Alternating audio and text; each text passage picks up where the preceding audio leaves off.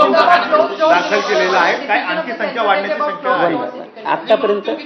आतापर्यंत जेवढी माहिती आपल्याकडे आलेली आहे त्यानुसार 8 लोकांना आपल्याकडे हे केलेलं आहे. आपण जर सांगताय की काळवा हॉस्पिटलमध्ये 9ची आपल्याकडे काही माहिती आहे, मी परत एकदा चेक करतो. त्याच्यानंतर आपल्याकडे आतापर्यंत आलेल्या माहितीनुसार 8 जो व्यक्ती आहेत त्यांना कळवाच्या रुग्णालयामध्ये दाखल करण्यात आलेलं आहे. ही माहिती आपल्याकडे आतापर्यंत मृत्यूची जी माहिती आहे ती काळवा हॉस्पिटलकडनं आपल्याला आलेली नाही.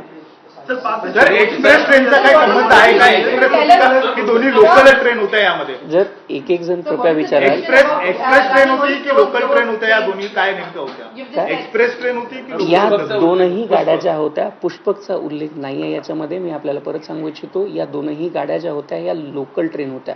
बोथ दीज ट्रेन्स व लोकल ट्रेन्स, ये दोनों गाड़ियां लोकल गाड़ियां थी जिनमें ये घटना हुई है, जिनमें ये व्यक्ति ट्रॅव्हल कर रहे थे.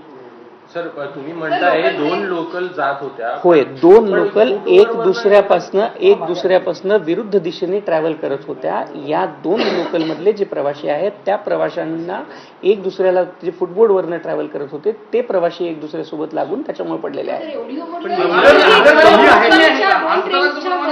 त्याच्यामध्येच त्यांनी आता जो प्रवासी आता त्याच्यामध्ये जो इंज्युअर्ड झालेला प्रवासी आहे ना, त्या प्रवाशानेच हे सांगितलेलं आहे की तो फुटबोर्डवरनं ट्रॅव्हल करत होता. तो ॲज लटकून ट्रॅव्हल करत होता आणि त्याच्या मागे त्याची बॅग होती. त्या बॅगला अडकल्यामुळे ही झालंय असं त्याचं जो प्रवासी आहे त्यांनी आपल्याला जी स्टेटमेंट किंवा जी इन्फॉर्मेशन त्यांनी दिलेली आहे त्यामध्ये त्यांनी असं सांगितलेलं आहे.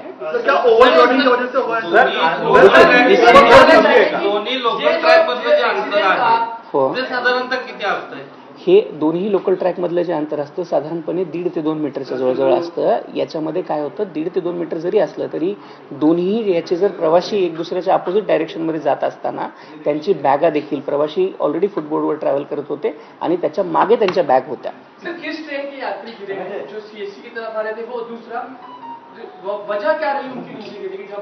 देखिए, इसमें अभी जो हमारे पास इंफॉर्मेशन मिली है उसके अनुसार जो लोकल ट्रेन है, एक ट्रेन कसारा की तरफ जा रही थी और एक ट्रेन